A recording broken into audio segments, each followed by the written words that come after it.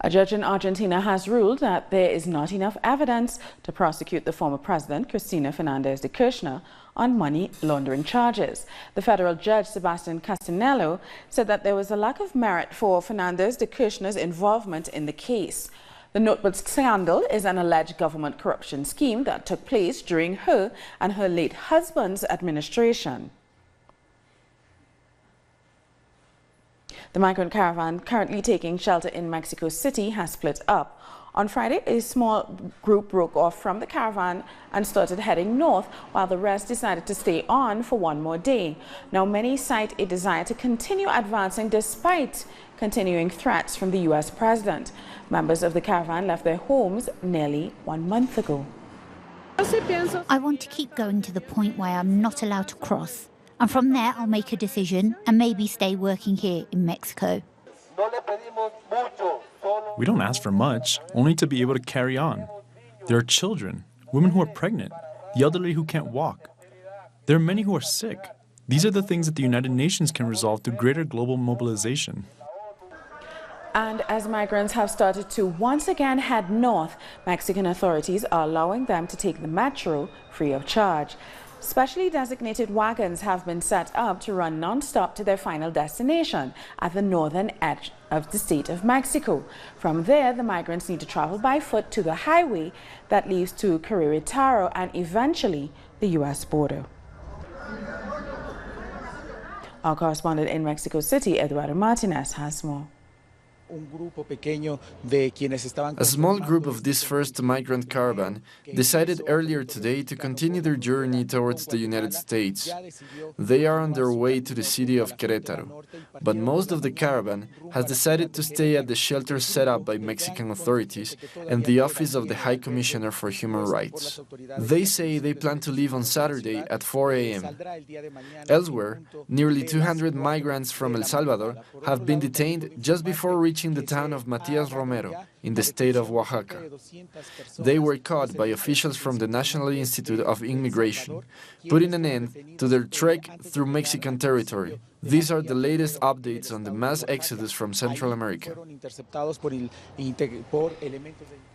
The prosecutor's office in El Salvador has confirmed the death of a protester in the city of Santa Tecla. He was killed during a violent protest raid ordered by the mayor, Roberto de Blasson. The victim, whose name is Ivan Alexander Sandoval, was shot in the head by police as he and other workers in the municipal markets blocked the entrance to the market to protest a decree from the mayor that banned street vendors. 64 people were injured during the raid, 12 of them by gunshot. Mere hours before his death, the mayor had said that those troublemakers who were injured didn't concern him.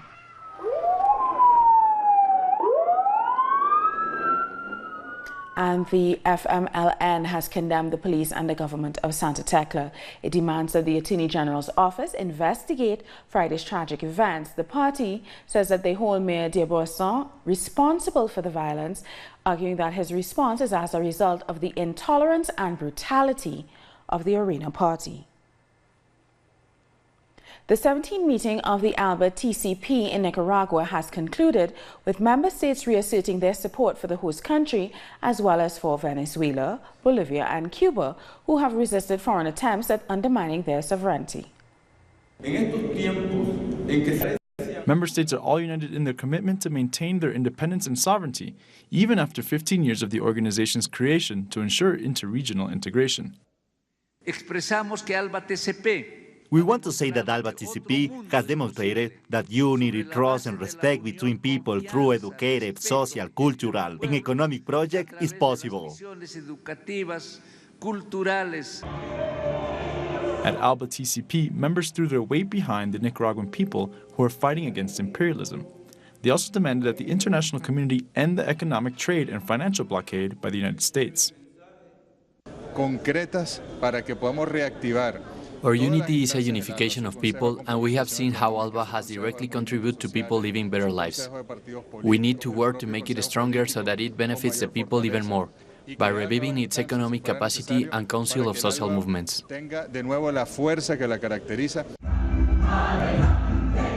The The delegation also participated at an event where supporters of the Sandinistas with Nicaraguan President Daniel Ortega commemorated the 47th anniversary of the death of one of the founders of the Sandinista movement, Carlos Fonseca Amador. The support our sister Venezuela has given to the people in the ALBA TCP has been unconditional. It has never meddled in the internal affairs of any country. Venezuela has been instrumental in the creation of ALBA TCP. The alliance has vowed to keep fighting on behalf of its people and their dignity. The next meeting will take place in Havana, Cuba. Venezuelan President Nicolas Maduro has condemned reported attempts by the United States to sabotage Venezuela's gold production. He insists that his government won't bend to the U.S. and will continue with its economic recovery plan. Venezuela is already a superpower when it comes to our gold reserves. This is why the empire is unilaterally and illegally trying to go after our gold, doing this as another attempt to attack our economy. But it will fail. We will never obey the rules of the North American empire. We will continue producing and selling gold and using those revenues for public health, for public education, and to give our people housing. Time now for a quick break. More news in a minute.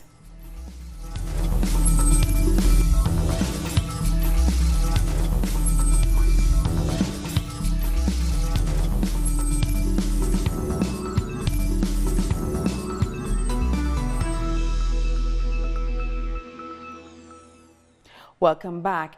A Fly Jamaica flight crashed during emergency landing at Guyana's Chedijagan International Airport. At least 6 people were rushed to hospital after the aircraft destined for Canada veered off the runway. The pilots had been forced to turn around minutes into the flight due to a hydraulic problem. The plane crashed into a fence at the airport and only stopped after it hit a large sand pile. One jet engine was completely torn off during the emergency landing. There were 120 passengers on board, including 2 infants and 8 crew members. And a few moments ago, we saw the pilot. And earlier on, I spoke to Leron Bromell. He's the editor-in-chief of the National Communication Network about the accident, and here's what he had to say. Now, what we were told from the initial discussions today, the flight destined for Canada left around 2 a.m. this morning. Somewhere about 11 minutes into that flight, the pilot contacted air control to say he was having some hydraulic issues. They have, however, not confirmed or delved much into what these hydraulic issues are. So it returned to Guyana for the emergency landing. Cancer care has become a lucrative business in Peru. Although treatment isn't taxed, companies who import medicine have increased their prices by up to 120%, making it unaffordable to cancer sufferers. Maria has been receiving breast cancer treatment for almost a year. It's really difficult for her to get the medicine she needs at the neoplastic hospital. Sometimes there's nothing and I have to buy it somewhere else. It's expensive and sometimes we can't afford it. The prices are extortionate, despite the tax exemption coming into force in 2001 for producing and importing over 100 medications for cancer, HIV, and diabetes. According to International Action for Health Research, the price for medicine has increased in private and public pharmacies. It's shocking that medicine entering the country at 500 soles, at some costing 100 or 50 or 120% more without paying taxes. This is clear abuse from pharmaceutical companies. This activity has led to the state losing around 35 million soles in the past 2 years because of 12 products to fight gynecological types of cancer. This is the equivalent of $10 million. With 35 million sols, we could have doubled the purchase of oncological medicine that the state has made. It's clear they are not paying, and those taxes could help fight cancer in Peru. Large sums of money end up in the accounts of big pharmaceutical companies. This is taking place in a country where each hour a woman dies from some kind of gynecological cancer. The leader of the homeless workers movement in Brazil and the former presidential candidate, Guilherme Boulos, visited the former president, Luiz Inácio Lula da Silva, in prison. Now, according to Boulos, they discussed the formation of a left-wing front to fight against setbacks already announced by President-elect Jair Bolsonaro. Lula is doing well. He's encouraging people to continue the fight, to not be afraid, to not let themselves feel let down by the moment that Brazil is leaving. The social movements will continue fighting for more rights and for democracy. The president-elect has promised not to interfere with the work of his pick for justice, Minister Federal Judge Sergio Moro. Bolsonaro said that Moro will be allowed to carry out his duties without external influence. He came to my house, presented what he wanted to do if he accepted being justice minister, and I couldn't say no to him. He wants freedom to fight against corruption and organized crime. He wants to have the means. He wants the federal police to really work, to be ready for him. That's why we have to bring the means of security to help the justice ministry. It was already in our plans. A court in Chile has convicted a former military chief for the deaths of 15 people during the years of the Augusto Pinochet dictatorship.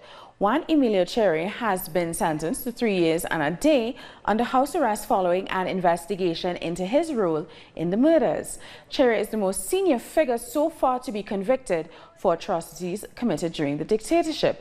He remained a part of the government in impunity after Pinochet was ousted, serving as the chief of the armed forces between 2002 and 2006.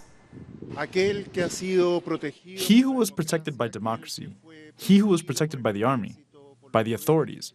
A federal court has said that he is guilty, that he participated in crimes, and that he participated in the execution of 15 Chileans. Students throughout Colombia took to the streets on Thursday to protest the underfinancing of public universities. The National Workers' Union also joined the fight. Administration after administration has failed to meet the critical funding needs of several national universities. And as a result, this tertiary institution's deficit has not yet been resolved. We don't know if this is still not enough evidence of a funding crisis. The building is practically falling apart, so we don't know what else we need to do to prove that there's a financing gap as it relates to public university.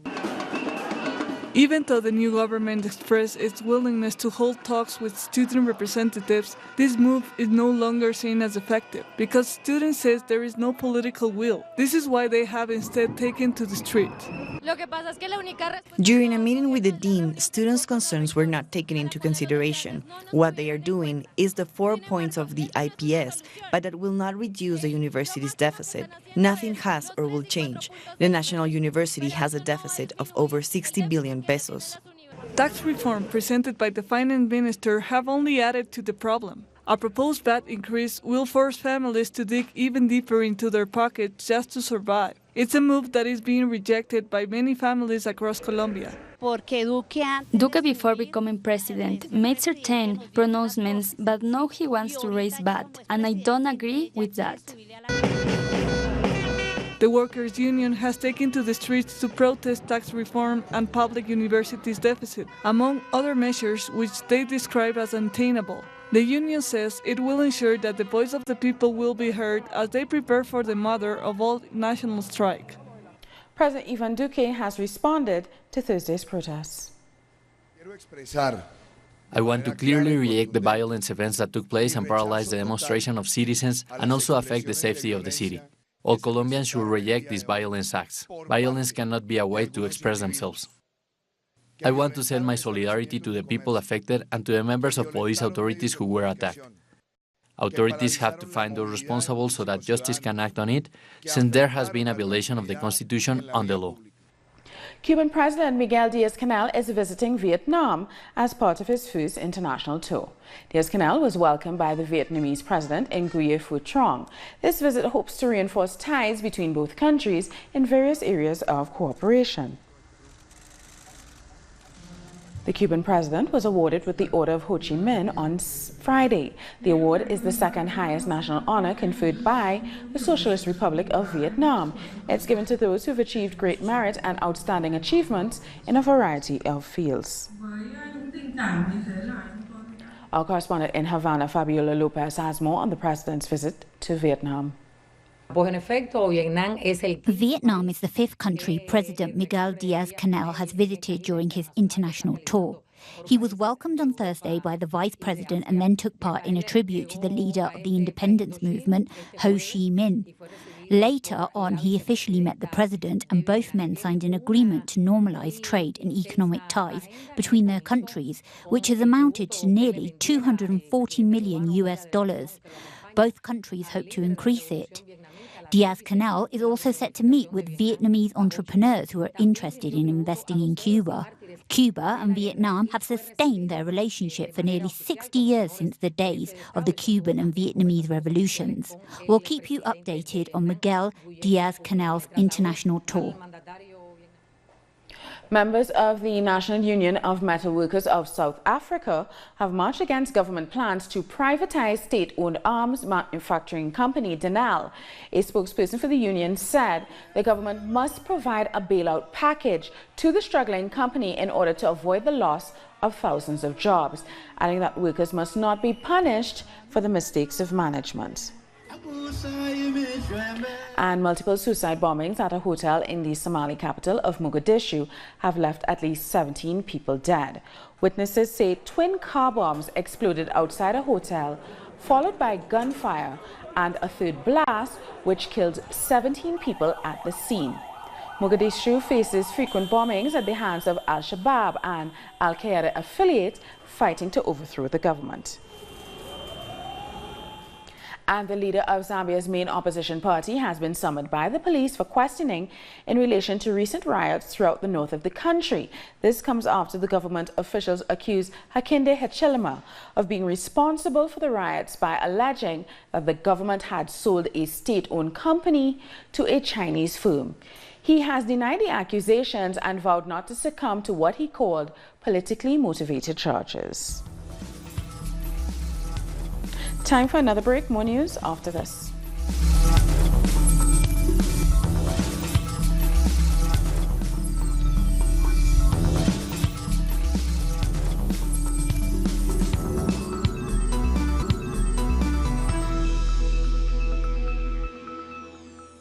Welcome back. Chinese officials have condemned the United States for sending warships and planes to the South China Sea at a high-level meeting between the two countries in Washington, D.C. The U.S. has been warning China to halt its militarization of the disputed and strategic waterways. The talks have come at a time when relations are becoming increasingly hostile amid threats of a trade war. Both sides are trying to mitigate those issues before a possible encounter between President Donald Trump and his Chinese counterpart, Xi Jinping, at the Group of 20 summit in Argentina later this month. The two sides share the view of stepping up strategic trust, properly handling differences, promote exchanges and cooperation, so that this military relationship will be a source of stability for the overall bilateral ties. As two major countries, we stand to gain from cooperation and then lose from confrontation. Cooperation is the only option for us. Peaceful coexistence and cooperation will be good news for our two countries and for the world, while confrontation and conflict between the two countries will spell disaster to all. The U.S. states of Florida and Georgia are preparing for recounts amid claims of voting irregularities in the U.S. midterm elections. In Georgia, where the Republican Brian Kemp had litigation to ensure that all votes are counted. In Florida, the governor's race between the Republican Ron DeSantis and the Democrat Andrew Gillum is also heading for an automatic recount. And he has a narrow lead. Automatic count. In the Georgia race, however, the incumbent Brian Kemp has a narrow lead, and his political opponent, Stacey Abrams, has vowed to pursue. My wife, RJ, Studies have concluded that immigration, including those seeking asylum, generally has a positive impact on the host country, especially on the economy, which is why many economists often argue for it. Litza lives close to Plaza Victoria, a neighborhood that was badly affected from the economic crisis in Greece. Things began to look up when refugees started their own small businesses. I think that they helped a lot, especially the last 2 or 3 years, because they have shops here, they work, people are used to be with them, to buy things from their shops, to go and cut their hair. Alam is a hairdresser. He fled from his war-torn country in 2002, and after long bureaucratic delays, he finally got his paper and opened his salon. He also works with Iqbal, who's from the same country. I work another somewhere. It's a sweet shop, Cosmicon name, Cosmicon pastry shop. Okay. But I'm working there and also this. Sofia is a young Athenian woman that worked in various roles until she was hired by the NGO Elix to work as a teacher, teaching Greek to refugee children, a job she loves. The truth is that there are many people my age that work with refugees, especially in philology, which is my field. Due to the so-called refugee crisis, many NGOs have taken on more staff, particularly teachers, translators, and psychologists, among others. In this center, there are teachers and philologists who teach languages to the kids and also mathematics. One of the most heard claims by the far right is that migrants take jobs away from the locals. Undeniably, refugees in Greece have made a positive impact on the economy by alleviating some of the pressure enforced by the austerity measures.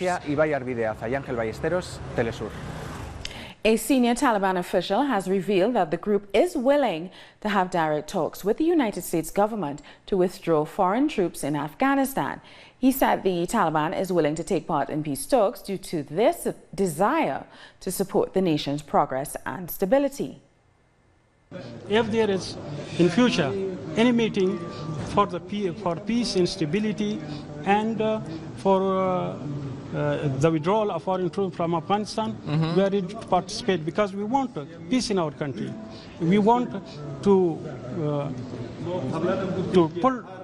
put a stop to the current phase of war and to turn it to a phase of building and advancement of our country like other countries. Okay. Natural disasters are wreaking havoc around the world. Here's more on that and some other stories making international headlines. 3 wildfires are rapidly spreading through California, with one causing the evacuation of 75,000 homes. The Woolsey fire has spread over parts of Thousand Oaks in Ventura County, northwest of Los Angeles, the site of a mass shooting incident this week. The fire in the north advanced through the outskirts of the city of Chico, forcing thousands to flee. The Woolsey fire. It's approximately, it's 10,000 plus acres, and it's jumped the 101 freeway. We have many hundreds of firefighters here on the fire lines right now, many more on order. The Great March of Return protests have resumed in the Gaza Strip. Rescue workers and ambulances attended to several people injured by Israeli forces. The Gaza Health Ministry confirmed that at least 37 protesters were injured and dozens more suffered from gas inhalation. Qatar, with Israeli consent, transferred $50 million to Gaza's civil servants on Friday as part of the ongoing ceasefire talks. The representative of Qatar attended the rally and was met with mixed reactions. Some pelted his convoy while others shouted, "Long live Qatar." A flash flood has swept through Jordan's ancient city of Petra, forcing around 3,500 tourists to evacuate. The UNESCO World Heritage Site, popular with tourists, was left flooded, with no reported casualties. Footage shows floodwater gushing through as people watch from the bankside. And with that, we've come to the end of this news brief. These and many other stories, you can find them on our website at tellusherenglish.net. And join us on social media. We are on Facebook, Twitter, and Instagram. For Tell Us Your English, I'm Sonia Gray. Thank you for watching.